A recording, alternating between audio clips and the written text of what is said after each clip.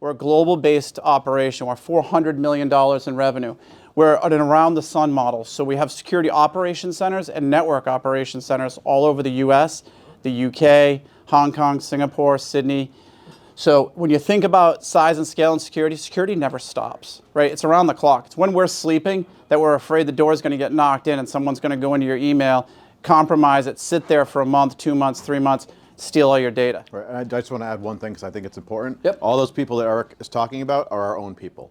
We're not outsourcing to other firms. So he talks about the around the sun model. Those are all our global offices, all our employees.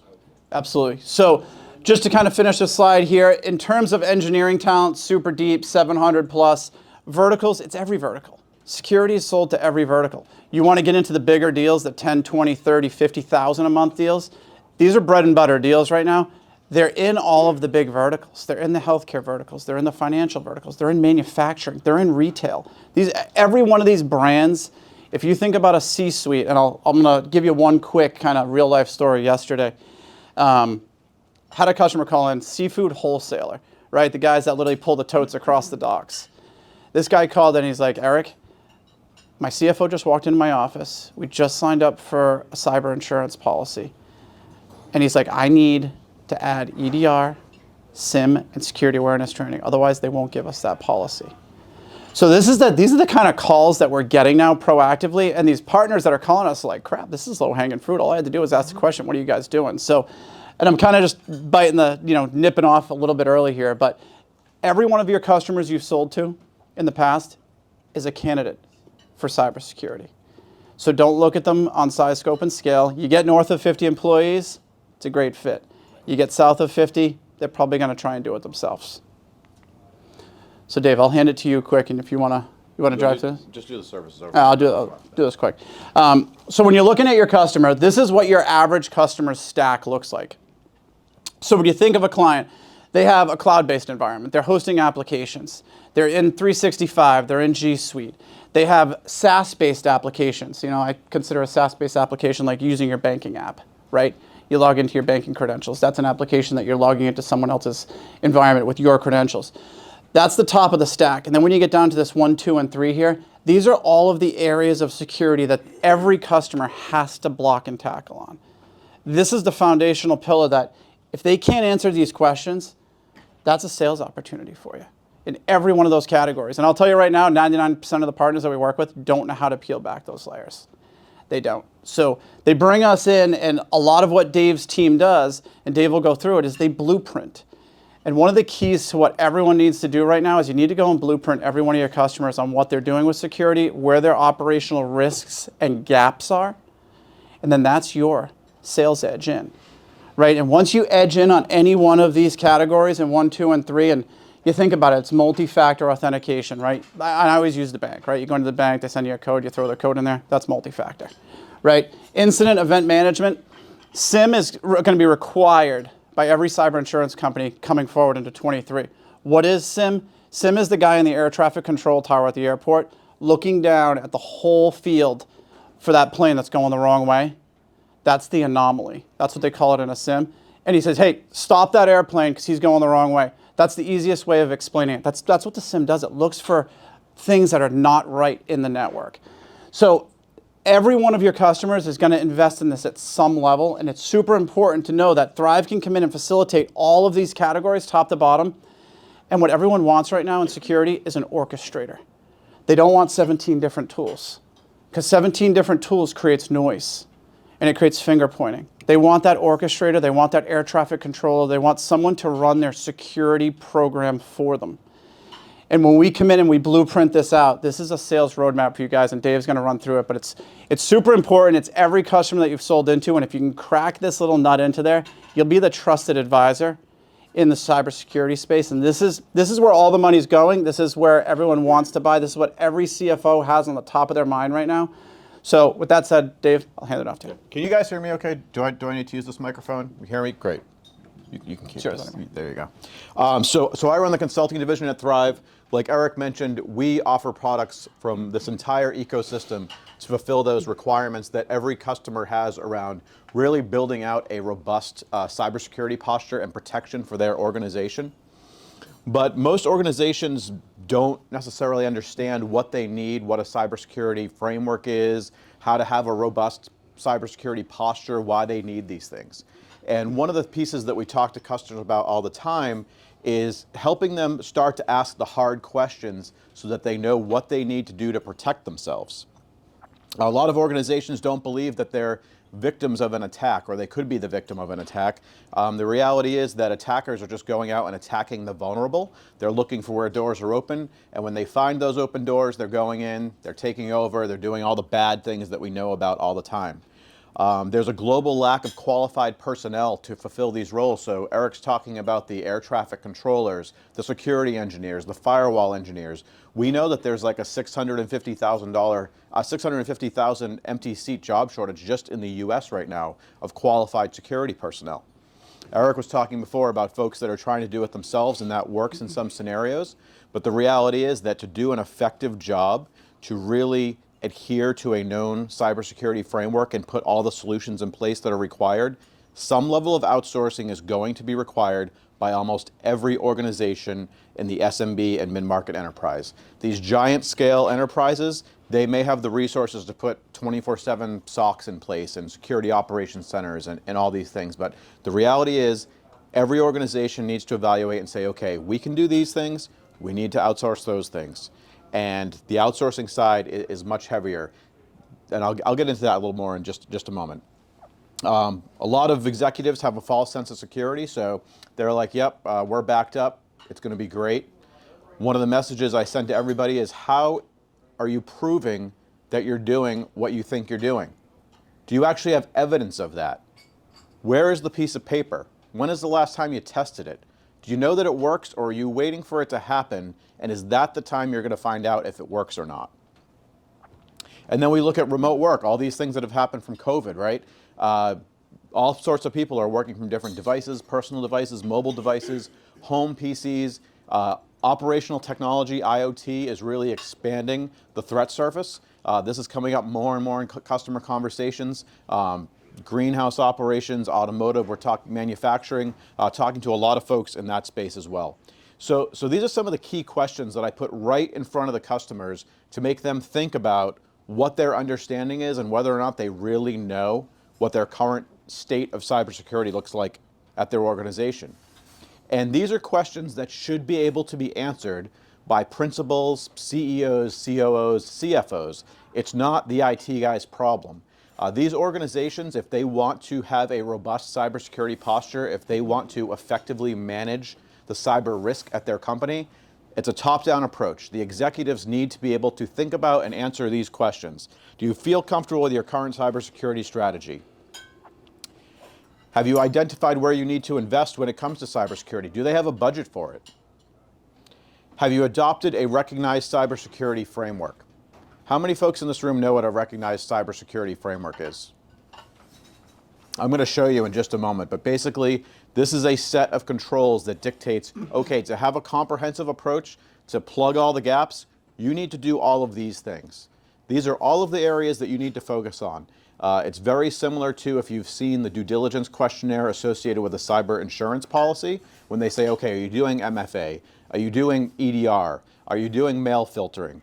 All those things, right? That's what the cybersecurity framework is. When we talk to organizations, organizations that are not following a known framework, they don't have an internal cybersecurity program, they're not checking on third parties who have access to their environment, they're usually the ones that are most vulnerable. They're usually the ones that suffer the most from attacks. Do you have compliance or regulatory requirements? This actually pushes a lot of folks into the space whether they want to or not. Those regulatory requirements that come onto them, the compliance requirements, maybe it's from a third-party vendor, maybe it's from the government, whatever it might be, usually things that they don't want to deal with, but they need to find a solution for. It's a great opportunity for us.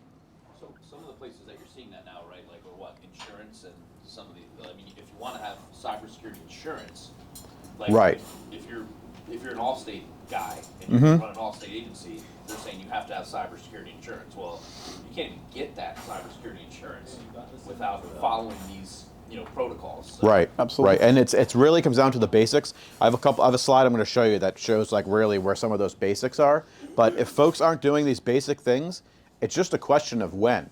And my message to them is that if you're not doing these things, doing it for the purposes of making sure your insurance policy is intact or your government compliance is intact, because for years folks have been getting these questionnaires and they're just answering the questions, trying to check off the right answers. But if you do have an attack, it's brand reputation, loss of intellectual property, business operations interruption, loss and theft of customer data, and you're not necessarily getting that stuff back, at least not in a predictable way. And the final thing here is the validation, right? How are you validating that what you're doing is actually happening and that it works? So one of the things that we do is that if you're working with our SIM and our SOC operation as an example, you get reports every month. You get a call with a security engineer. This is what's going on. These are the attacks that were mitigated. We saw this many attacks in your environment. This is how the technology is working. It's really a don't trust it to just be working approach. And these are other great questions, right? If a cyber event occurred today, have you defined the next steps? Do you have an incident response plan? What does it look like? Who are you going to call? Is your data securely backed up and is it immutable? So that basically means, is there a backup and is it in a state where it can be prevented from being deleted? When attackers show up, the first thing they do when they get the keys to the kingdom, they delete all the backups as soon as they find them. We have a customer that we did an assessment for my group a couple of years ago. They used our backup solution, but they decided to use their own Amazon S3 repository to store those offsite backups. Guess what happened? Attackers showed up, took over their whole environment over 3 weeks, locked the doors at the end of the 3 weeks, all the backups were gone. Are the resources in place or standing by to assist with recovery? You have a cyber event. Your operation is shut down.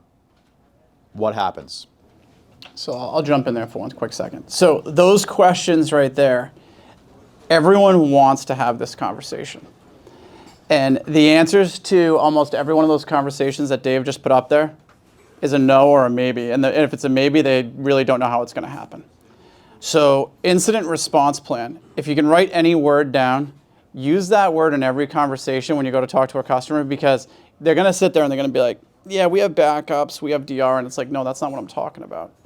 It's how do you recover from a cyber breach? Because a cyber breach can wipe out the DR and the backups. So it's not that. And it's important when you're sitting with these potential buyers that you're talking to some of the key stakeholders, right? If you can get the CFO in a meeting, that's his liability. That brand sits on his shoulders, right? So it's important to make sure that it's not just the IT guy, because the IT guy is going to look at those questions and be like, crap, those are the skeletons that have been in my closet for the past 30 years. I really don't want to. But he also says, let me get this off my plate, because if I can push that liability back up into the C-suite and let these guys understand where the operational risk of my business is, they're going to invest. They're going to spend money. They're going to mitigate that risk. So it's super important when you're having these conversations to get to the right people, because the average director of IT is going to kick the can on this, right? It's one of two things, right? They're either going to be worried about their own vulnerability in the process, or if they're forward thinking, they're going to say, okay, here's an opportunity for a third party to validate our problems, to get me more horsepower with management, to get me budget. It's one of those two profiles. Absolutely. Unfortunately, it's generally the former. Yep, absolutely. So when you're sitting in these meetings, the reality is most people don't want to go out of their comfort zone, right? And the comfort zone is cloud, DR, connectivity, UCaaS, CCaaS. This is a whole segment that no one's touching. And some of the partners out there in the country that have embraced it and have gone through Dave's kind of consulting program, and he'll show you the road mapping of it, these guys are killing the market right now. And their average deal size is $25,000 a month. And that's in the customers that they've been selling to for the past 20 years in their C-leg, right? So think you got to just take this challenge and get outside that box, because the opportunity is massive, and it's going to one of these agents that's taking that step outside the box and picking a partner like Thrive or a Rapid Scale or an eCentire and going there and going after this revenue, because it's all there for you right now. So I just wanted to show you some of these common rebuttals that we get from customers when we're out in the field talking. And unfortunately, and I take no pleasure in this, I have a full disaster story for every single one of these bullets. We're using solution X and it solves all our problems. There is no single solution to solving the cybersecurity equation. There's no single point solution. It's not just EDR. It's not just MFA. It's not just SOC. Employee X has worked here for 20 years and are excellent. They take care of us. These are the companies that I see in the newspaper within 6 to 12 months. It takes more than just one guy, not one person. I mentioned this before, has this diverse skill set and the expertise and enough different solutions to do an effective job. We are not implementing those recommendations. They are too complex or inconvenient for our users. Security is not supposed to be convenient. That is the idea. It's supposed to make things harder. We don't see the need to invest in cyber risk mitigation. We don't have the budget. It's a pay now or pay later approach. If you pay now and you plan for it, you're going to protect your organization, you're going to protect your brand reputation. If you pay later, it's going to be extremely unpredictable. You're going to lose your data. It's going to cost a lot of money. And the final item, we have a cyber insurance policy. This does not prevent attacks. That provides financial support to recover from attacks. It does not prevent them. And even folks that sign up for our assessments sometimes think that once they've engaged a contract with us to do a cyber risk assessment, that they're protected from being attacked. Paper does not protect against attack. So this is really just a summary of a lot of the items that we talked about: the formal security program, executive sponsorship, security framework. So CIS is one we use a lot. I'm going to show it to you in just a moment. The comprehensive approach, you need a variety of solutions. Ongoing validation with evidence. How are we validating that we're doing what we think we're doing, and where is the evidence that demonstrates that? Diligence on third parties. We have contractors who access our network. What devices are they using? How are we validating those devices? Do we know they're protected? How are we validating those individuals or entities, especially if we're doing automated data exchange? When we send them our data, is it being protected on the other side? How are we validating that? Because now the point of vulnerability for your customer is whoever they're sending their data to. Continual improvement, taking a look at what's going on an ongoing basis, and then the outsourcing equation that I talked about before. It is impossible for the majority of organizations to do all these things effectively and consistently. They need to work with a third-party partner to get the job done. So let's talk about the security health assessment, cybersecurity risk assessment. This is really where we go in, we take inventory of the entire environment in a read-only collaborative approach to understand the current state of the union. These 18 squares that you see up here are the CIS controls, the CIS security framework. This defines all of the areas you need to look at. So NIST is another security framework. CMMC is really a set of guidelines that's in this space that a lot of government vendors are dealing with right now. But we use the CIS framework because it's easy to understand and it translates very well to other frameworks, and it checks the majority of the boxes that your customers need to be looking at. Disaster recovery and backups, endpoint protection, network security, identity management, multi-factor authentication. And what we do is we go in, we do some scans in their environment, we talk to their key people, and we actually ask for credentials, and we get under the hood of all of their platforms and say, okay, this is what exists, this is how it's configured, this is what's good, this is what's bad, and this is where you need to go. And we do this from an extremely collaborative approach. Folks from my team in the consulting organization, we wrap this together, and this is part of the sample output. So we use an approach that allows a variety of stakeholders at the organization, as well as yourselves, to understand the content, regardless of their expertise in the space. But at the same time, we provide additional detail as part of the output, so that if a security or technical engineer is looking at this output, they'll be able to understand how we reached the conclusions that we reached throughout the process. So hold on one second, go back. So for the average agent out there, this is your sales selling blueprint. So I look at this, and you'll go into meetings and you'll be with the CFO, and he'll look at this, and you'll have the C-suite that owns the liability for the organization, and they'll say, all right guys, what are we doing to get rid of those reds and yellows? How quick are we going to mitigate that risk? Because right now, you just brought that risk to my desk. I can see it. What's it going to cost for us to mitigate that? How do we remove that? So from a partner perspective, you guys got to look at this and say, hey, they're not going to knock them all out at once, but if we can do a 1, 2, 3 year roadmap and turn this thing to green, I'm literally now sitting in board meetings with our customers, showing the evolution of this day one map to Q2, Q3, Q4, and the executives want to see this thing turning green. They don't want it to sit stagnant. So we're starting to get downward pressure from the customers of, hey, you guys did this for us 3 months ago. Show me where we're green now. Show me where we're coming up the stack, because it can't stay the way it was. So, and they get obsessed with it, actually. Some of them get so obsessed with it, all they want to do is understand when these turn to green and what they need to spend to get there. It's actually a board slide for a lot of the mid-market enterprise now. They're throwing it in there because they want to bring the risk all the way up to the top of the business, so they know where investment needs to be had and that no one's hiding behind it. So this is one of the slides I mentioned earlier about things that folks are looking for as part of those cyber insurance policies. We provide this output for them so they have a very good understanding of, okay, everybody's worried about ransomware, their competitor got attacked, they know somebody that got attacked, they read it in the newspaper.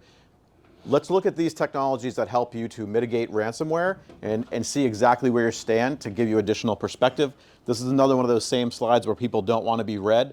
The adopted security framework, all things we're talking about today.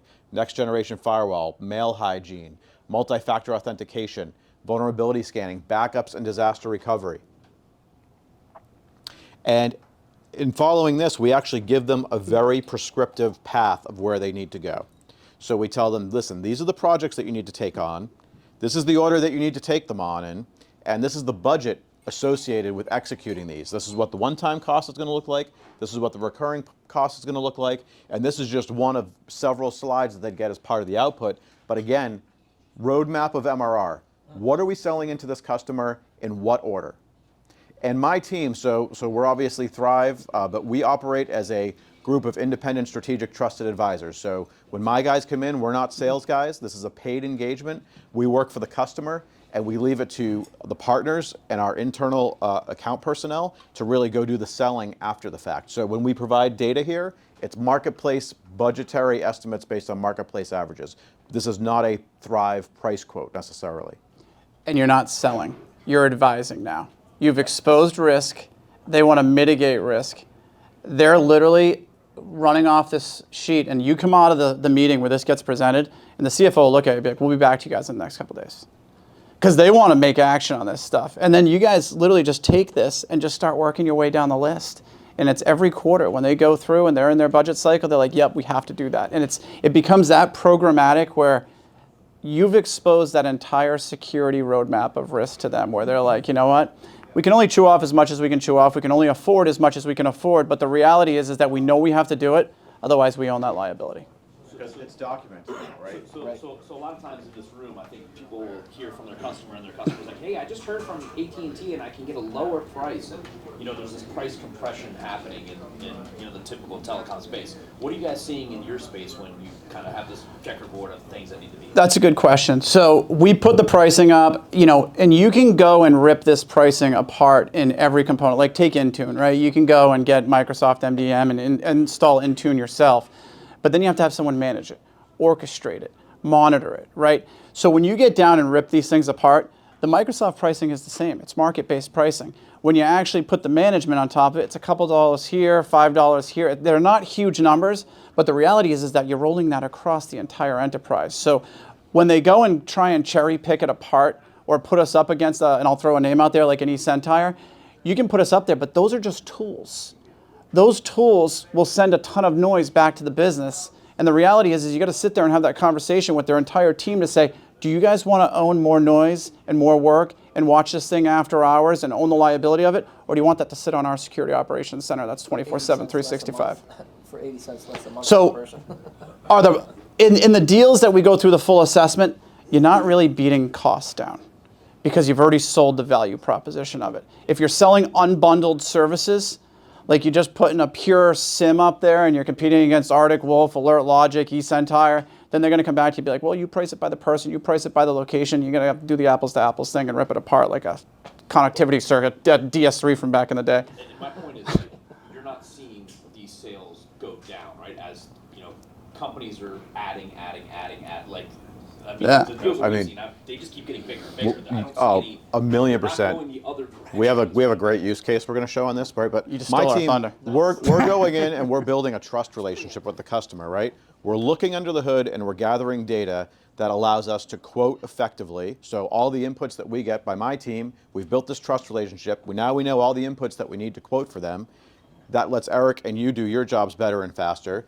Then we have all this intelligence to give to our project management office, so when it comes to implementing solutions, they can do their job better. And that trust relationship that we build from the outset, they really don't want to talk to anybody else at that point, because we've validated ourselves to them. So benefits, where we fit, 50 employees north. It's the organizations that are growing. They're private equity backed. They have some level of compliance. Minimum spend with Thrive is $2,000 a month. You're never gonna have a problem with that. Verticals is everywhere. Don't even think about verticals. You're gonna get bigger deals in the biotechs and the healthcares and the fintech. And then look at organizations, and it's every organization right now. And I look at the push into 365. Everyone moved into 365. Now all these legacy file servers are sitting back at their locations. Now they're moving all that into SharePoint, and they're building out these really sexy intranets. And Thrive does all of this stuff, but it's getting into a customer, and to Dan's point, there isn't a customer that comes in Thrive at $10,000 a month and stays there for 3 years. It goes from 10 to 20 to 30 to 50, and our accounts they just constantly snowball because of the fact that you're driving value up through the stack of validation. And if you validate, your presence in an organization, they're just going to keep investing in you, and you become that extension and that trusted partner. So this is a win that we took down. This was a healthcare company. They were like 800 employees. We went in. We got the meeting with the CEO. We had the CFO, and we had their one IT guy in the room, and they were a disaster. They were all in-house. They had email in-house. They had no backups. The backups weren't being monitored. And this guy, Jim, in IT was... 2003 servers, like whatever the worst case scenario you ugly. imagine is, it's there. Ugly. Big organization. And Jim was like a turtle. He was covering this thing up like you couldn't believe, because he knew he was just sitting on a box of skeletons. And he's like, you know what? And this is a perfect example of he ended up loving us at the end. So... they came to us and they're like, hey guys, get us out of our closet, move us into the data center. And Dave and I are like, hold on, let's just talk through this a little bit. Like, moving junk into our space and having junk in our space isn't the right answer. So let's slow down and let's think about it. And we peeled back a cloud opportunity. We peeled back a DR opportunity. We peeled back the backups. We started looking at their security. They had no security. They weren't even like thinking security. Their IT guy dealt with their end users all day. He didn't even think security in the stack. They didn't have a foundational Active Directory built. All of the PCs were still locally joined. So, I mean, we're peeling back layers, and Dave and I are like, well, hold on. Honestly, moving this stuff to the colo is just going to make our... They wanted to physically pick it up and move it. Yeah. And the servers were already 10 years old. So we slowed the process down a ton. We ended up taking the deal down. We did the assessment. The assessment came out completely red. It was all red exits. And Alex, the CEO, looked at me. He's like, what the hell? And Jim's sitting in the room. Jim's face is like purple, green. He's just like, oh, shit, this thing's coming out. And we're like, yep. But we looked at him like, Jim, we have to take these steps. And they were getting private equity funded. And the CEO looked at us and he's like, guys, let's just start somewhere. Give us a roadmap to start somewhere. And this was the perfect example of, we moved them into our cloud. We built out their DR. We built out their backups. We just finished their Active Directory build. We did their entire security stack from applications to end users. This was a customer that could have moved into our colo for $600 a month and paid for half a cabinet, and it would have been the biggest mistake ever. They're spending about $65,000 a month right now. Wow. And this is just a perfect customer that you would have never thought they'd spend $65,000 a month. Like, they just... Plus, when they make technology decisions now, the private equity, they're basically an angel investor. He wants me to stamp their decisions. He calls me and tells them, so they propose something to him. He's like, set up a call with Dave. We want to talk to Dave about it. And then they move forward. And the folks that were there that kind of didn't know what they were doing, they still have jobs there. They're the front-facing support people for the firm. So we haven't displaced them, really. We've just changed their job description. It's a win-win for everybody. Perfect example of a customer that we all have sold POTS lines to, PRIs to, little colo environment. These guys had deep pockets. They knew they had to do it. The actual owner of this healthcare, there was a single owner of it, and he came forward eventually in the process and said, you know what, I want to be the best at what we do, so we're willing to invest in whatever it takes to become the best at what we do. Because he was raising capital, he was getting ready to sell his business, and he knew he had to be at the top of the chart in order to get a premium multiple on his business. So these are the things that When you peel back small layers and you stop and you challenge yourself a little bit, those deals are sitting. They're sitting right in front of us all day long. And folks will do these assessments for basically unknown current state, untrusted existing providers, untrusted personnel. If they want to do M&A activity, they want to be acquired, they want to be ready for that, or maybe they're going out to acquire a firm, they want to be ready for that. Maybe they've had a cyber event. There are a lot of reasons that drive these assessments, but the value is very significant, and it really helps to cement that long-term customer relationship. Builds that trust up very, very quickly. This is about a 45-day process end to end. It's commissionable. It's a one-time cost. These are all the questions that come up right after this. Right? The average cost is around 20 to 25 grand. We will return 50% of that cost back to them if they move forward with go-forward services. Yep. For an assessment. Right. So it's 50% credited back once they convert into a contract.